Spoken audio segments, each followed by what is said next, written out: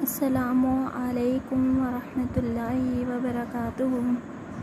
آج میں آپ کو بتاؤں گی فکر آخرت کرنے والے دو آدمیوں کے بارے میں۔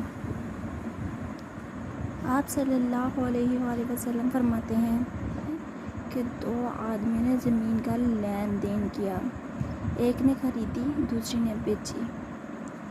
خریدنے والے نے خریدنے کے بعد ہل چلایا، ہل کسی سخت چیز سے جا لگا، دیکھا تو ایک برتن تھا جو سونے سے بھرا ہوا تھا، کوئی دیکھنے والا نہیں۔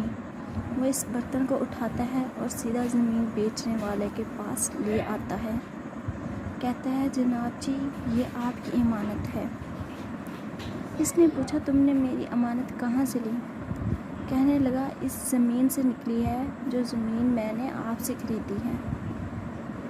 دیکھیے ظاہری بات ہے کہ اب میں سے کوئی شخص ہوتا تو اس نے کہنا تھا کون سا مجھے کوئی دیکھ رہا ہے، وہ مال خزانہ اس نے چھپا لینا تھا۔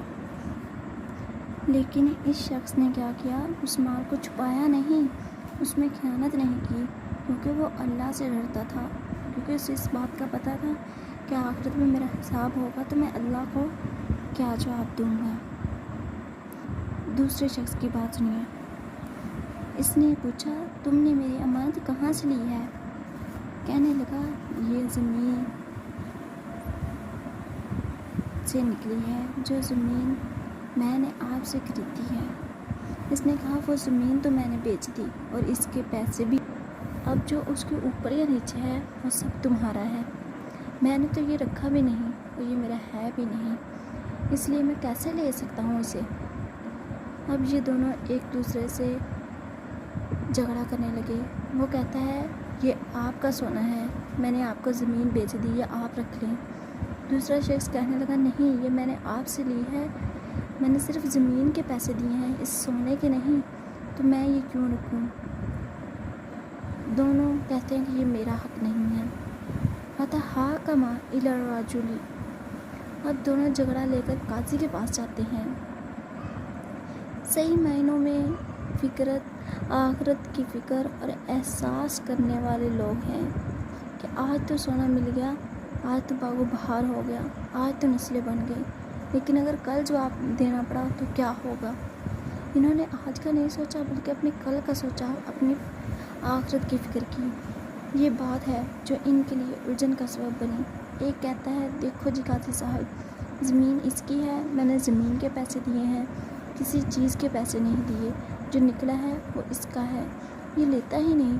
دوسرا کہتا ہے کہ جناب میں کیسے لے سکتا ہوں، میں نے سب کچھ بیچ دیا، اب جو ہے اس کا ہے، اس سے پوچھیے یہ کیوں نہیں لیتا۔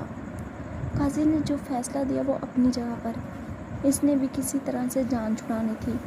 اس نے کہا مجھے بتاؤ تم نہیں لینا چاہتے۔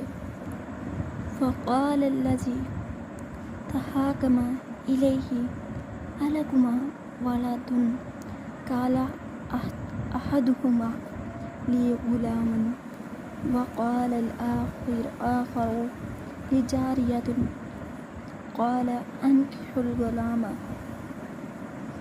الجاریۃ وانفقوا علی انفسکما منہ وتصدقا، کیا تمہارے بچے بھی ہیں؟ اتفاق سے ایسا ہوا ایک کا بیٹا اور ایک کی بیٹی ہے۔ اس نے کہا دونوں کی شادی کرو اور یہ ان کو دے دو اور میری جان چھڑاؤ۔ کیسا قاضی تھا، اس نے فیصلہ بھی کیا، اعلیٰ کیا کہ دونوں کے بچوں کی شادی بھی ہو گئی اور یہ سونا بھی ان دونوں کو برابر مل گیا۔